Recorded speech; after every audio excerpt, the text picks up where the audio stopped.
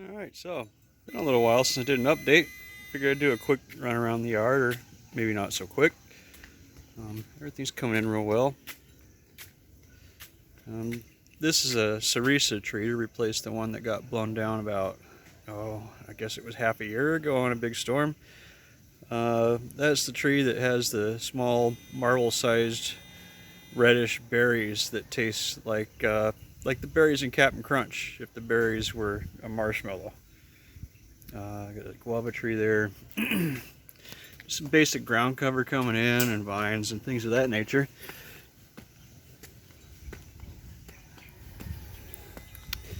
Here you can see we've got all kinds of trees growing in here, and eventually these will get transplanted at the beginning of the next rainy season up onto the upper terraces once they're built.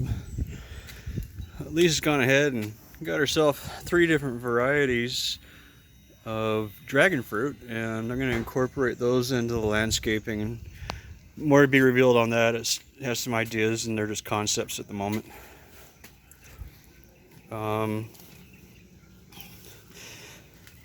Tumbus. This one's a pomegranate. It actually has borne one really nice pomegranate that we ate a while back. Just waiting for it to get a bit bigger, and it'll be nice to have fresh pomegranate. This is Macopa. Macopa's interesting. It's kind of like it tastes similar to a red delicious. The fruit is about the size of a large bell pepper and is also hollow inside like a bell pepper. It just tastes like a red delicious apple. Quite a few different types of oranges and mangoes and things through here. Lisa's got her ever expanding collection of different types of bougainvillea. She's got 6 or 7 new ones. They're not all bearing flowers yet, but it'll be nice when they do. Oranges and pinks and whites and all that.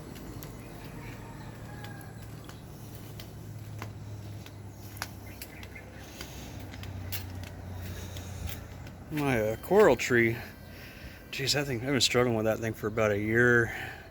It keeps getting setbacks, so I'm not sure if it's ever going to make it. I hope it does, because when they're fully matured and blooming, they're really nice.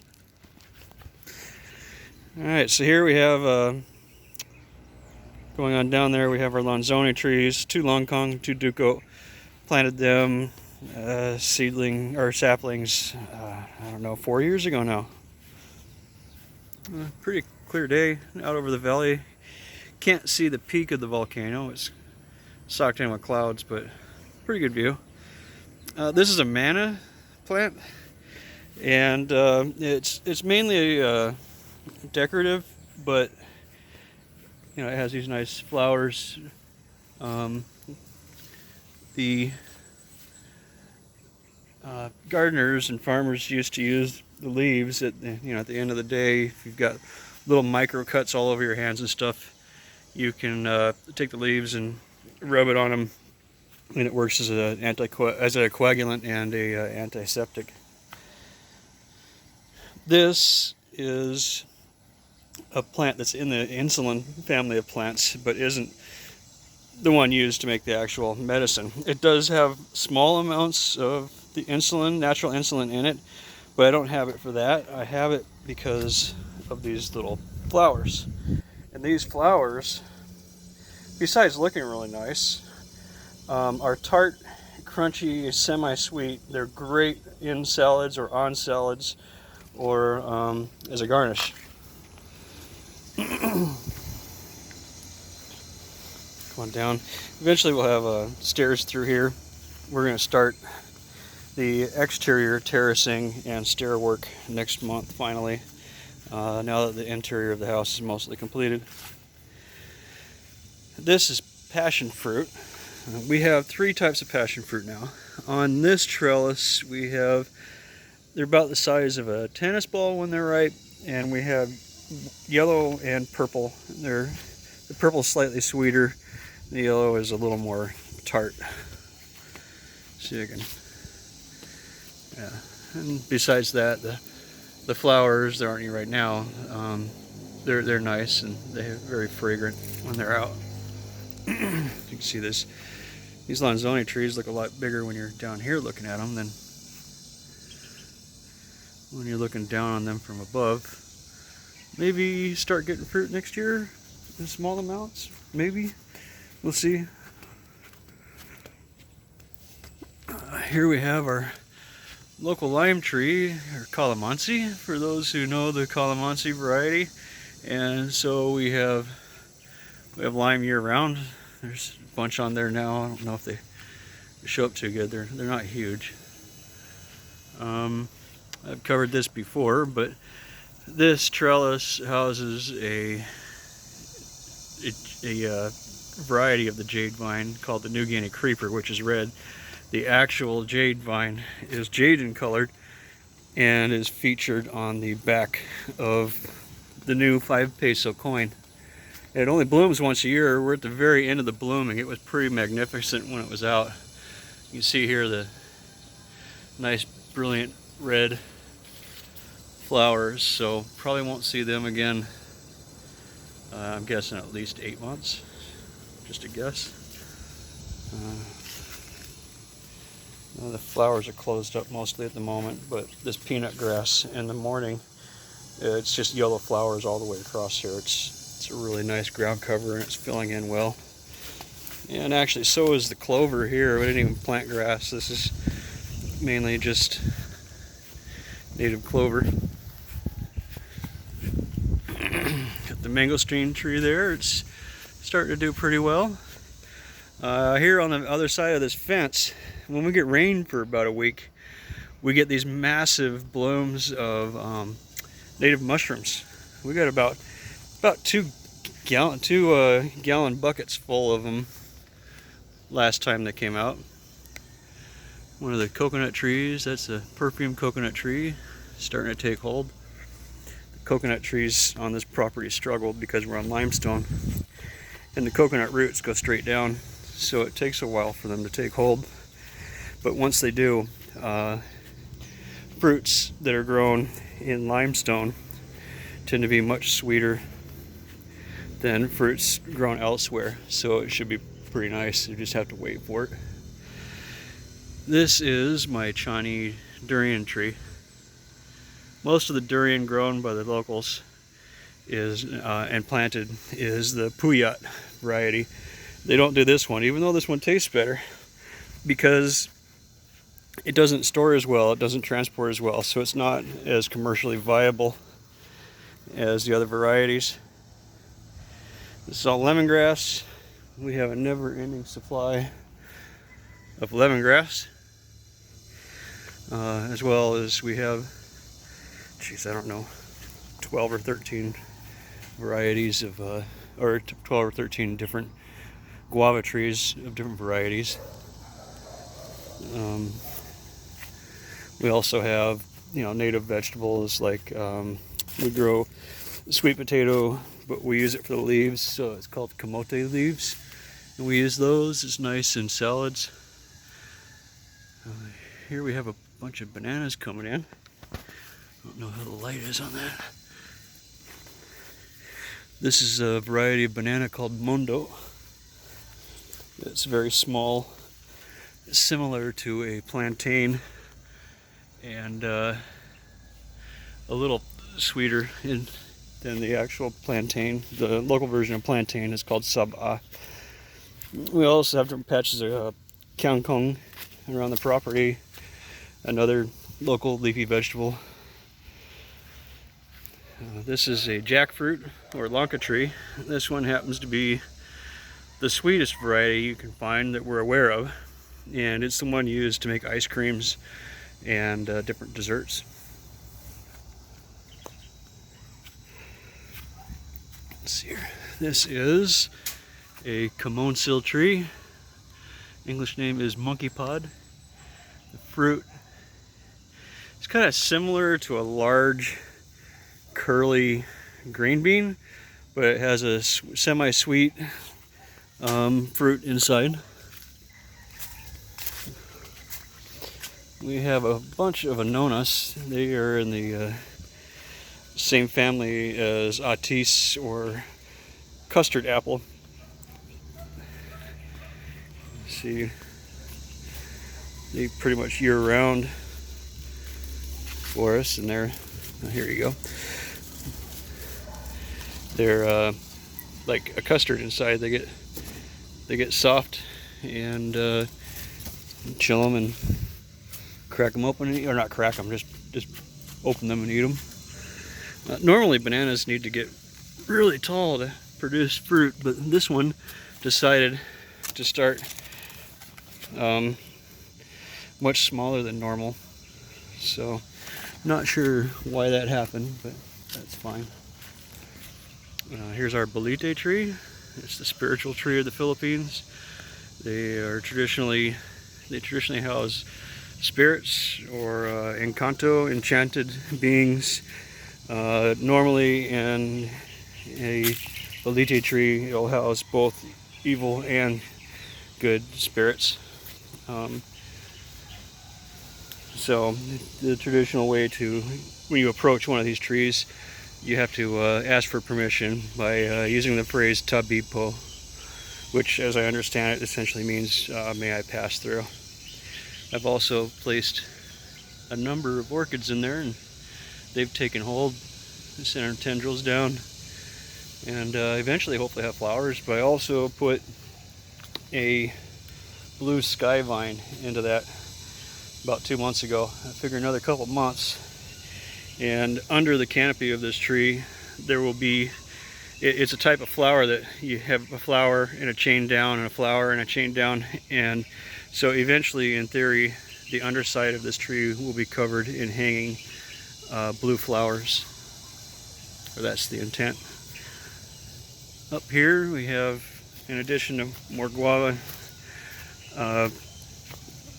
this guava is growing directly next to a type of tree called inyam tree, which has little tiny BB-sized fruits on it when it's blooming, or when it's bearing fruit, that are sweet and tart.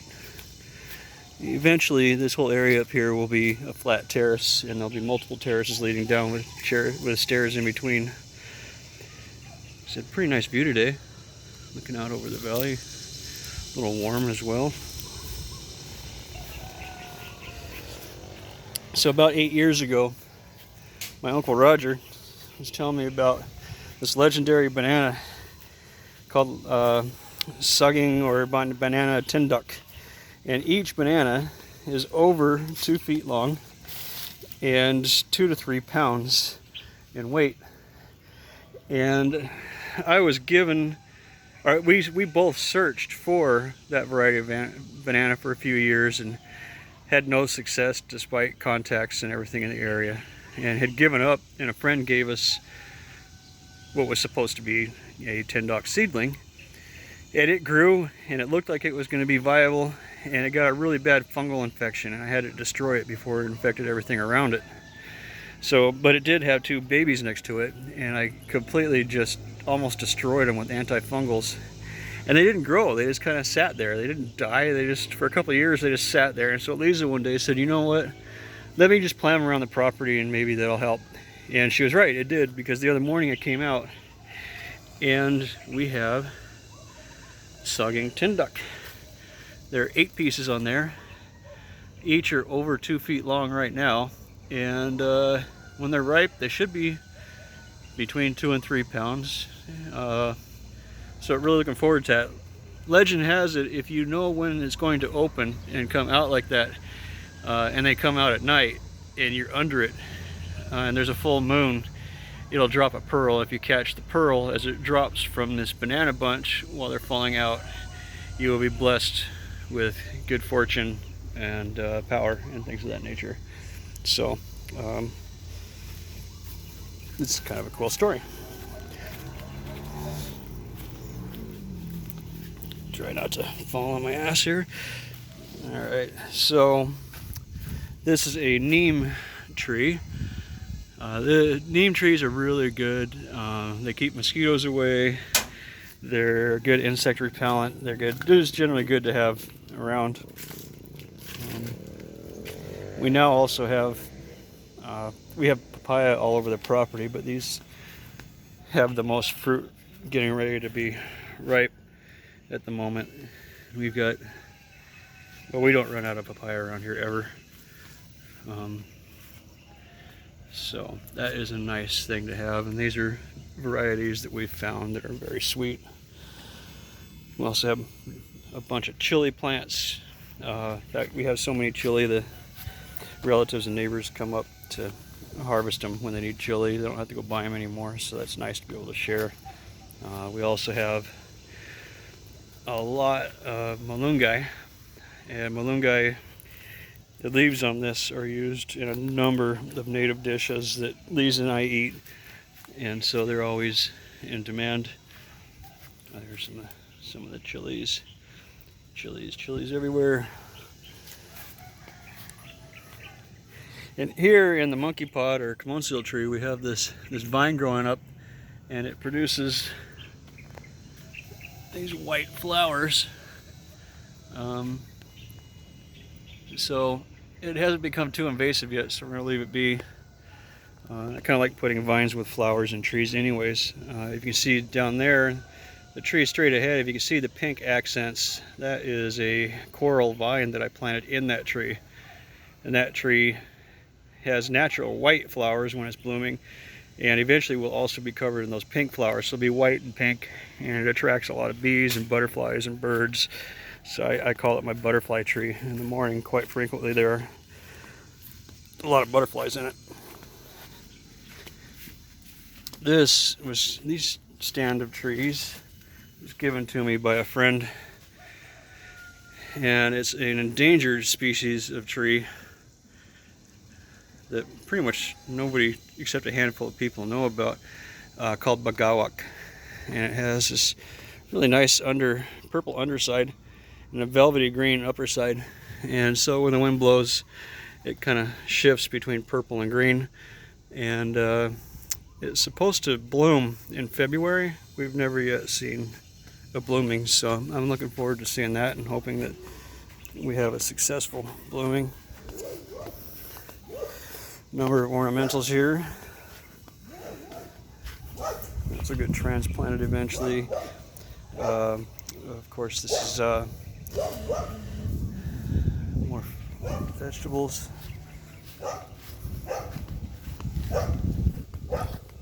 These got a bunch of little baby mandarin orange trees here, and hopefully they'll take off.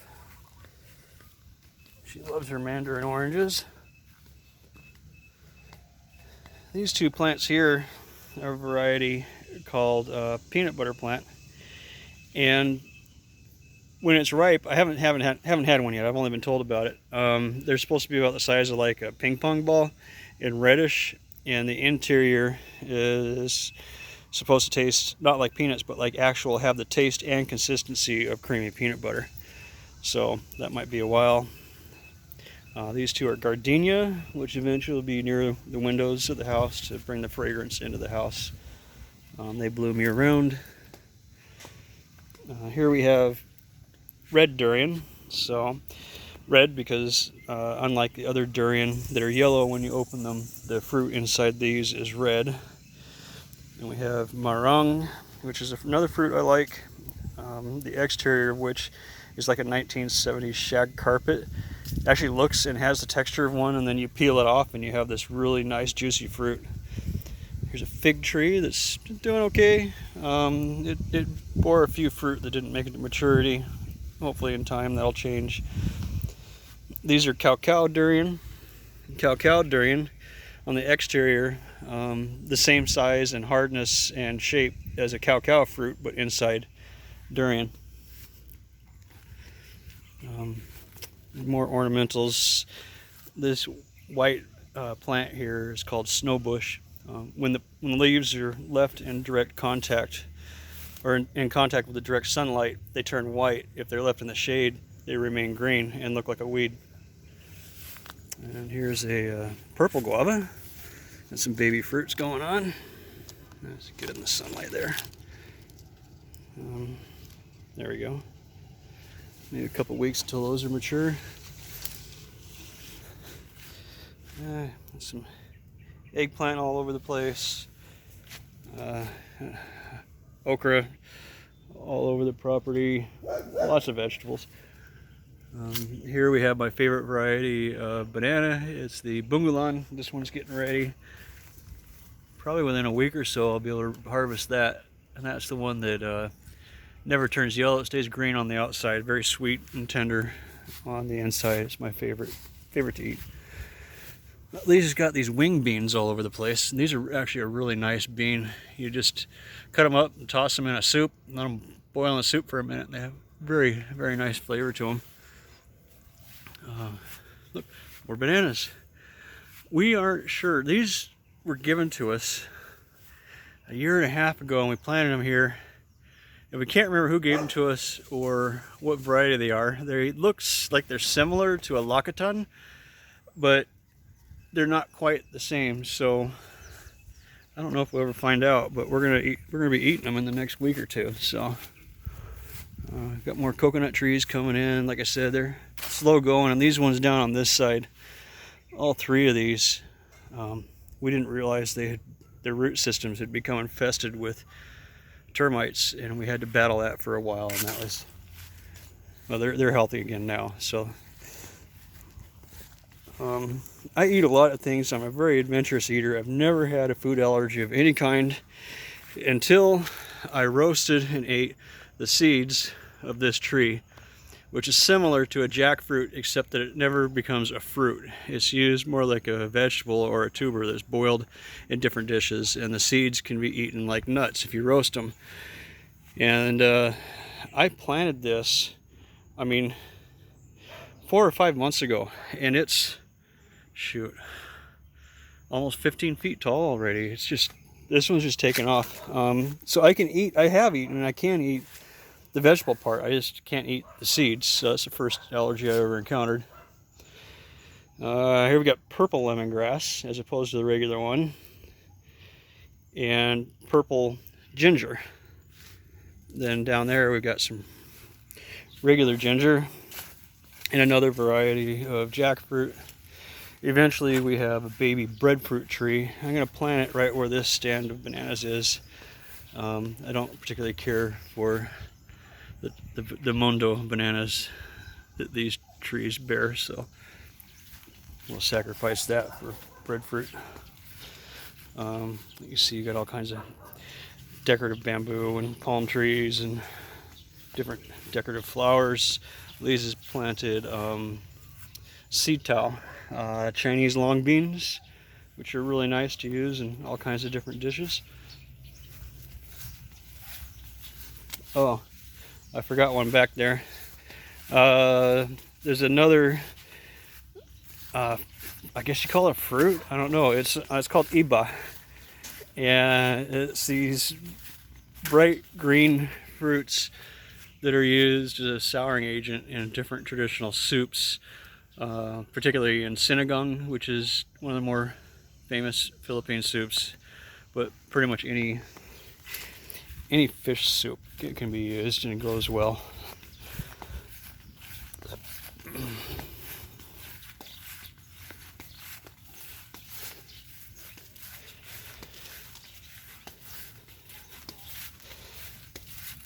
It's kind of nice, you know, just kind of wander around, and you know, I get green onion planted all over the place, and different vegetables. Yet more papaya, pretty big ones. Those are getting close to ripening. Different ground cover and ornamentals that eventually will be transplanted on different parts of the property. This area is kind of a nursery staging area. And vines, this is a Rangoon creeper. I always forget the name of these yellow vines. I like the Rangoon creeper, has these nice flowers year-round all over it. This is Dama de Noche, which Lise has been hunting for a long time. She got a number of different plants that were said to be Dama de Noche, but they weren't fragrant like the ones she remembered from a child. It turns out the ones that are really fragrant are rare. This one is finally supposed to be the right one, but we haven't had any flowers yet, so we'll find out. This we grew from seed, and it's the third variety of passion fruit. But this one, us and nobody else we've known have ever heard of it. It's the size of a volleyball when it's ripe, and very sweet inside. So it's a different variety. Number of different herbs coming in: tarragon, a couple different kinds of mint, some stevia.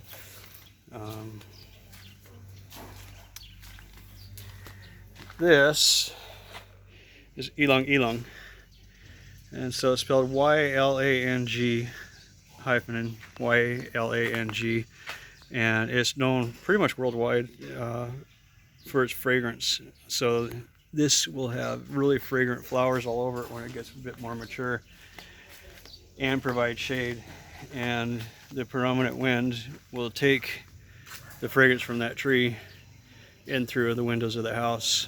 And also in that general area, that hill, part of that hill will be gone. We'll have the gardenia and the Dama de Noche. So the goal is, between the three different varieties, to have a lot of really fragrant year-round flowers, bringing a nice smell into the house.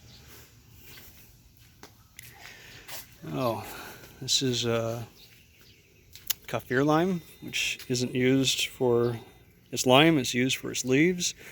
It's very aromatic, very citrusy. It's used in, like in Thailand, it's used in tom yum soup, things of that nature. This is an interesting plant. It doesn't have any berries at the moment, but this is miracle berry, and it alters, when you eat it, it alters the taste of things you eat after it for about 15 minutes. And that comes in particularly handy, they're finding, with some cancer treatment patients who, I guess chemo makes it so a lot of people don't enjoy the taste of food anymore. It's altered their taste buds, and this helps some people to enjoy their food enough that they can eat enough food to be able to have the strength to fight off cancer. So, yeah. Oh, so for those who don't know it, here they call this flower the birds of paradise, but this isn't birds of paradise. It's kind of similar to birds of paradise, but obviously it isn't the true one. But these are all over. We have fences. It basically forms a nice hedge on the border of this property. So that should do it for now. I'll do an update in a couple months when I've got something to show.